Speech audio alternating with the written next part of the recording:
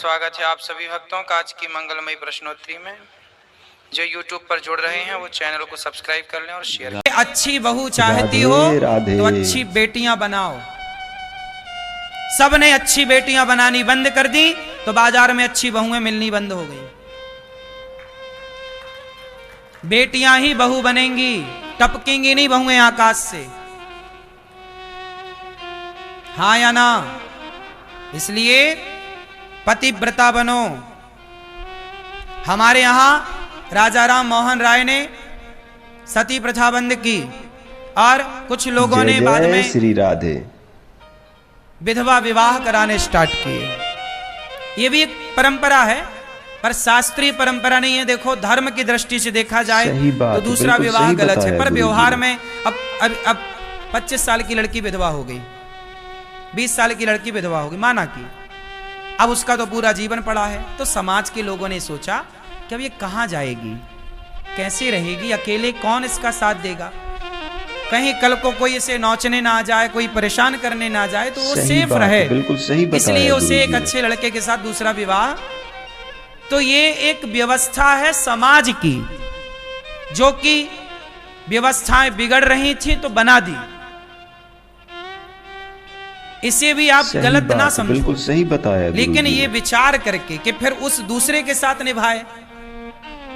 अब दूसरा भी यदि मर जाए तो फिर तीसरे की तरफ ना देखे, फिर तो ये धंधा हो गया। जय जय श्री राधे। कई लोग तो 4 तक चली जाती है, एक नहीं, दूसरा नहीं, तीसरा नहीं, चौथा नहीं। ले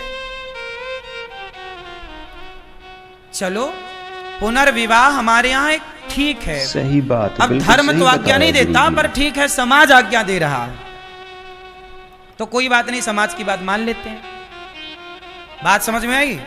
धर्म आज्ञा नहीं दे रहा है दूसरे ब्याह की, पर कौन आज्ञा दे रहा है? समाज। तो चलो समाज की बात मान ली जाए, ठीक है। यदि कोई 20 साल में, बहुत सारी लड़कियां ऐसी भी हैं कि 20 साल में भी विधवा हो जाती हैं, 25 साल में, तो वो भी विवाह नहीं करती, पर कुछ लड़कियां कर लेती हैं। तो अपनी अपनी जगह दोनों सही हैं, हम गलत किसी को नहीं कह रहे सही बात, लेकिन जो आज हर गली में जो तलाक चल रहा है ना, ये साहब गलत है। भाई कभी इक्का दुक्का सुनने को मिल जाए, तुम्हारी गिलास में कभी एक आध मक्खी गिर जाए तो ठीक है भाई, कभी हो गया। अब रोज तुम्हारी गिलास में मक्खी पड़ी है तब तो सवाल खड़ा होता है ना, रोज काहे पड़ रही है? समझ में आ रही है बात? कभी कभी का तो सब माफ है, पर रोज का माफ नहीं है साहब। अब हर आए दिन तलाक तलाक तलाक चल रहा है, ऐसे चल रहा जैसे ये खेल खेल रहे हैं तलाक तलाक का। चलो खेल खेलते, तलाक तलाक खेलते, आजकल ये चल रहा है तलाक तलाक खेलते। चलो सही बात, बिल्कुल मजाक टाइप का हो गया, हाँ या ना? तो ये सही है कि गलत है? बोलो, धीरे बोलो कि जोर से? चलो तो भगवान करें आपकी बेटी बहुत संस्कारी हो। हम बात कर रहे थे सीता मैया की कि कौन जानता था कि उन्हें जंगल की लकड़ियां काटनी पड़ेंगी, पर समय आया। आप भी बेटियों को तैयार करो हर हाल के लिए, उन्हें रिश्तों में रहना सिखाओ कि कैसे सास के साथ रहा जाता है। थोड़ा कठिनाइयों से गुजारो।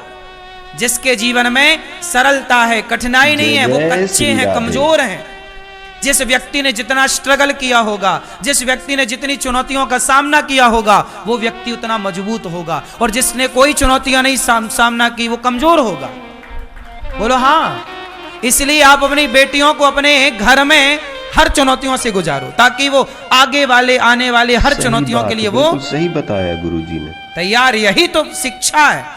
आजकल शिक्षा का मतलब केवल कागज की डिग्री है। बड़े बड़े पढ़े लिखे लोग आत्महत्या कर लेते हैं, IPS IAS लोग आत्महत्या करते हैं कि नहीं? बोलो हाँ। ये तो पढ़े हैं ना, जज ने आत्महत्या कर ली, एडवोकेट ने आत्महत्या कर ली, इंजीनियर ने आत्महत्या कर ली, और IAS IPS ने आत्महत्या कर ली। काहे कर ली भैया? तुम तो पढ़े थे, सारी पढ़ाई पढ़े थे, कानून जानते थे, काहे आत्महत्या कर ली? क्योंकि तुमने डिग्रियां तो प्राप्त की साहब, तुमने रिश्ता चलाना नहीं सीखा और तुमने हर हालात में प्रसन्न रहना नहीं सीखा। तुम हालात से लड़ना जाने नहीं। समय बिगड़ा, हालात बिगड़े, तुम्हें लगा यार अब मर जाना चाहिए। लोग आत्महत्या क्यों कर रहे हैं? आत्महत्या की दर भी हमारे देश में बढ़ रही है। क्यों? सही बात, बिल्कुल सही बताया। क्योंकि लोग फेस नहीं कर पा रहे हैं चुनौतियों को, भाग रहे हैं। कौन लड़े, कौन चुनौतियों को सहे, मर जाओ अच्छा है। इसलिए सेल्फा ज्यादा बिकने लग गई हमारे देश में, फंदे ज्यादा बिक रहे हैं। बोलो हाँ कि ना? क्या बोलती तू मैया? सही है? क्या सही है? जय जय श्री सेल्फास राधे। खरीदना सही है? हाँ, क्या सही है फिर? हर हालातों के लिए हम कहते हैं चुनौतियां ज्यादा होनी चाहिए। बोलो हाँ। अपने बेटा बेटियों को चुनौतियों से गुजारो। चुनौतियां ना हो तो क्रिएट करो, बनाओ चुनौतियां, तैयार करो। सही बात, बिल्कुल सही कमजोर बताया होंगे गुरुजी बच्चे, ने। मर जाएंगे, आत्महत्या कर लेंगे, ना झेल पाएंगे ये समाज का। जब ये अभी देखो तुम्हारे बच्चे हैं, कल को ये जब इन पे गृहस्थी का लोड आएगा, जब ये गृहस्थी जिएंगे और कल को कोई तनाव हुआ तो क्या उस तनाव को झेल पाएंगे? क्या उसके लिए तुम्हारे बच्चे तैयार हैं? फिर कैसे माँ बाप हो? क्यों नहीं तैयारी करा रहे हो? हर हाल में प्रसन्न रहो साहब। सुख दुख आएंगे जाएंगे, हालात बनेंगे बिगड़ेंगे। हर व्यक्ति के हालात बनते और बिगड़ते हैं। समय अच्छा बुरा सबके साथ होता। एक आदमी का नाम बताओ, राम जैसे हालात किसके होंगे? सीता जैसी कोई नारी होती तो मर जाती। बोलो हाँ। जंगल में तुम्हारा पति छोड़े आवे, लेकिन धन्य सीता मां पिता के पास नहीं गई। आज की छोरी जय होती जय फोन श्री लगा राधे। देती, सुनो सेना भिजवाओ, आक्रमण करेंगे अयोध्या में। क्योंकि सीता मां के पिता भी पावरफुल थे। जनक जी हैं, जनक जी बहुत अच्छे हैं, उनकी सेना बहुत पराक्रमी है। चाहती सीता मैया तो पिता से मिलकर आक्रमण करा देती। क्यों भगाए हमें घर से? क्यों?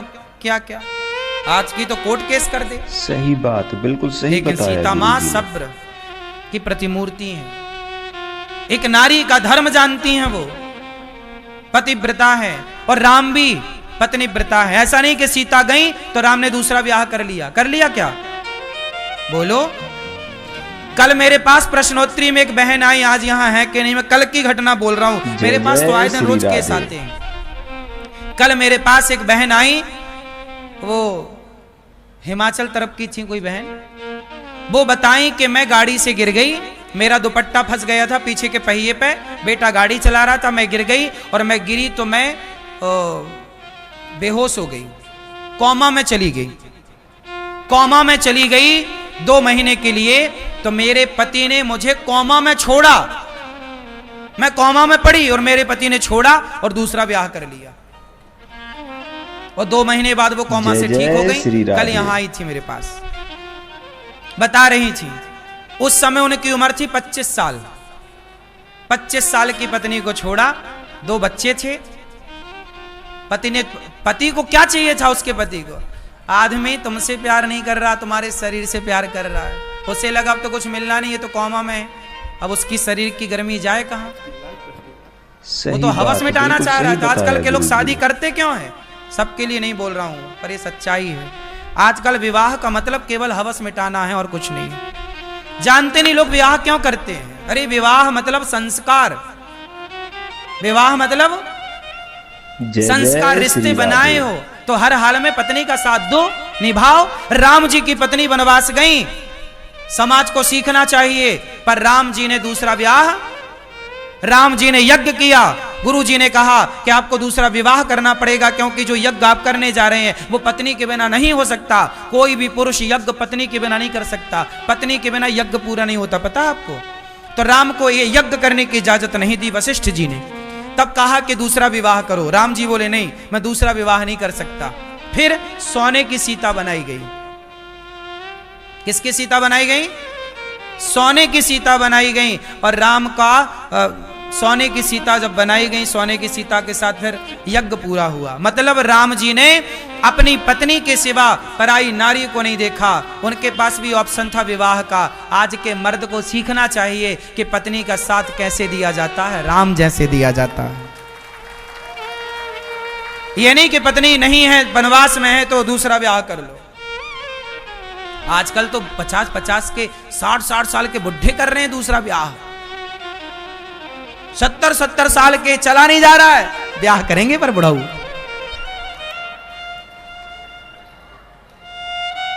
सीखो तुम राम से। राम सबके आदर्श हैं। राम पर उंगलियां उठा देना बड़ा सरल है। कह दो आप राम को गलत, राम पर उंगलियां उठाना बहुत आसान है, पर राम बन जाना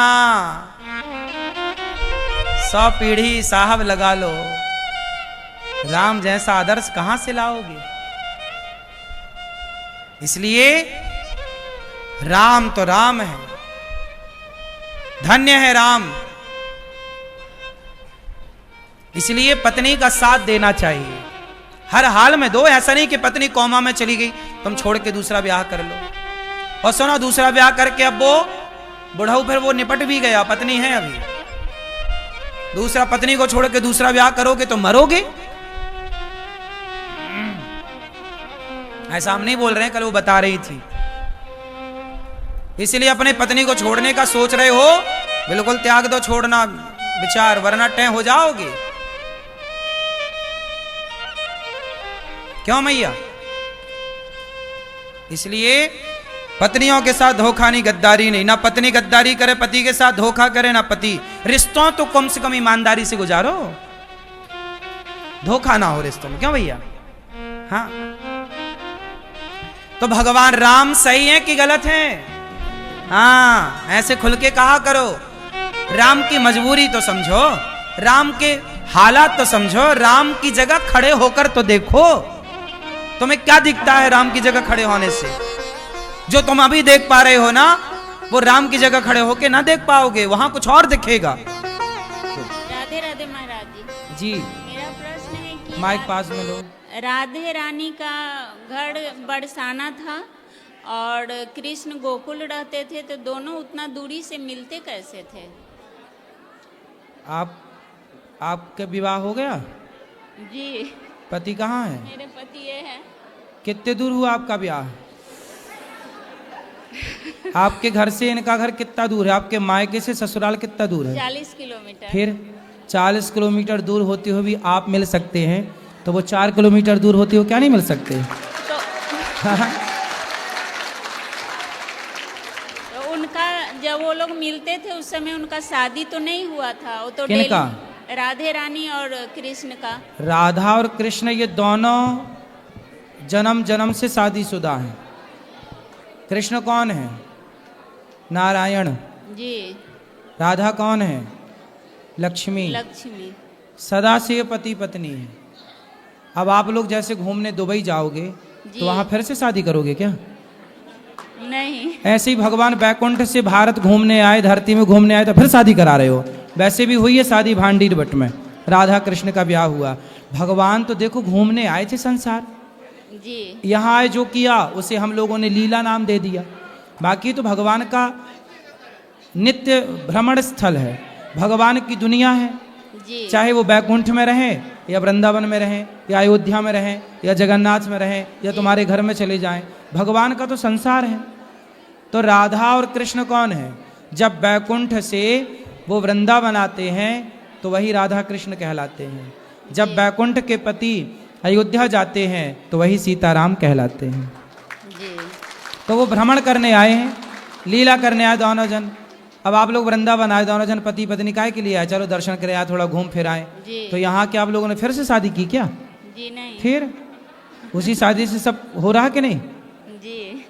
हाँ या ना? जी हाँ। तो फिर राधा कृष्ण ऑलरेडी पति पत्नी है।